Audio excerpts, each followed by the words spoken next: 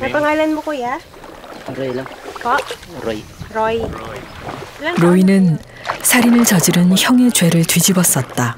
42. 형은 도망쳤고 대신 그 자리에 있던 로이가 붙잡힌 것이다.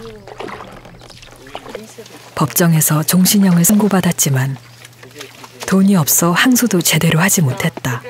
Ano daw masiling mo to sa sa utod mga lalaki? May asawa na siya sa ngayon eh. Wala sa'yo nakulong? Hindi. He's married now. Ano daw masiling mo sa iya? Ano daw pamatsyag mo sa iya, subong? Ako na lang, nang una-una di ko man matanggap. Kaya bandang uli natanggap ko naman.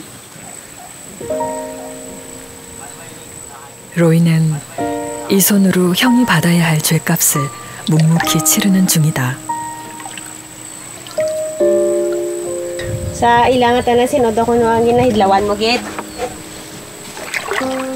Ako nung mangot lang ang bayo doon nga ako. Eh, isang doon ako eskwela sa first year college eh. Yung ako magparal sa kanya. I miss my youngest too. Gusto lang nga makatapos na kahit kahit teacher lang ba. Eh, nakulong na ako, hindi nakakatuloy. Dahil na ako nakulong.